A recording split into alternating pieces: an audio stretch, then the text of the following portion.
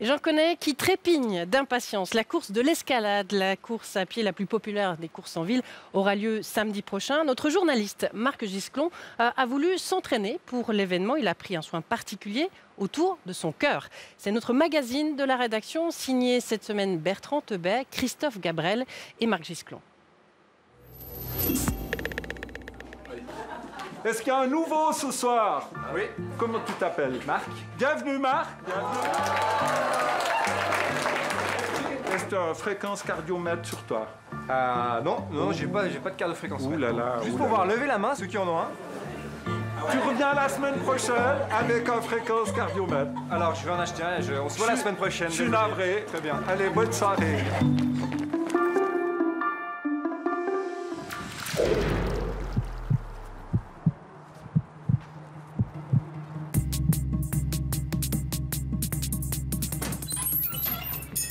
Bonjour. J'ai pris rendez-vous, c'est pour acheter un cardiofréquence-mètre. OK. Le cardiofréquence-mètre, un outil capable de calculer la fréquence cardiaque pendant l'effort. Un gadget à la mode, aujourd'hui impossible d'imaginer un entraînement sans son cardio.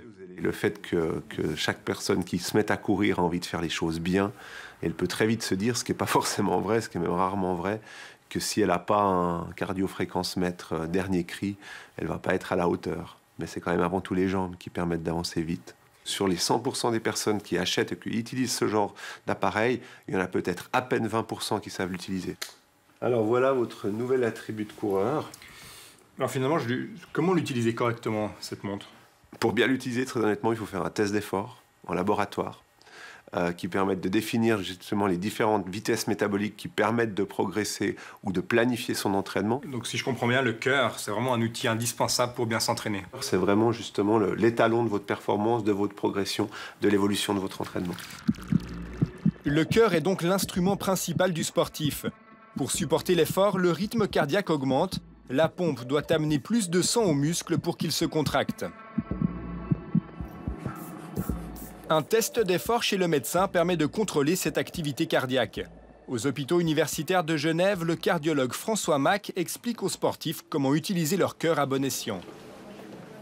C'est le médecin qui va vous dire, voilà, en fonction de votre âge, vous êtes un homme ou une femme de tel âge, telle taille, tel poids, il ne faudrait pas dépasser telle fréquence cardiaque. Et c'est là où l'appareil est utile. Le test permet également de déceler des anomalies cardiaques et d'écarter tout risque de danger à l'effort. Si, lors de cette visite, tout est normal, le risque de faire un événement cardiaque, mort subite, lors de l'effort, il devient extrêmement faible, quasiment impossible. Alors le test est concluant? Alors, monsieur Lambda, on va vous appeler Lambda, le test est concluant. Si vous voyez ici votre fréquence qui augmente avec les différents efforts. Avec ce test d'effort, vous ne devez pas dépasser la fréquence cardiaque de 190, 195 par minute. C'est dire que je peux continuer l'entraînement. Il faut même, c'est recommandé. Super. Merci, monsieur Je Jacques. vous en prie, merci. Au revoir. Merci.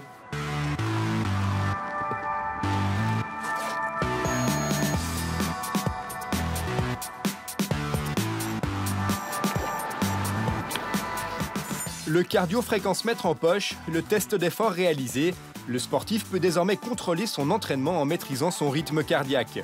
Ancien cycliste professionnel et actuel marathonien, Daniel Atienza n'imagine plus progresser sans son cardio.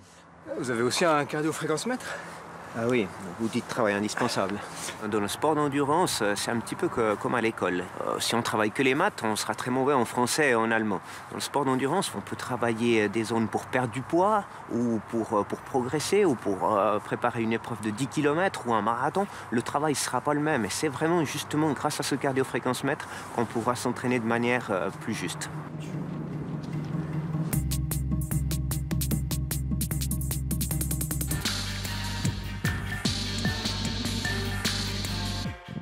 Vous êtes prêts? Vous êtes prêts? Je suis là, Raymond. J'ai mon cardio. Fréquence-mètre. Et Marc. Tout bon, je suis prêt. Tu as acheté ton pulse-mètre? Et il est là. Alors ce soir, tu l'oublies, c'est au feeling. Ah bah merci, bon. Le pulse-mètre, c'est un outil qui va amener à la perfection. Et là, ce sera utile, mais pour les débutants, vaut mieux apprendre à courir au feeling. Ça, c'est important. Ouais. Au feeling ou avec son cardio, L'important, c'est d'être dans le rythme. Un cardio-fréquence-mètre coûte entre 200 et 600 francs suisses. Et puis pour faire un test d'effort qui est fortement recommandé, il faut d'abord passer par votre médecin de famille. On va passer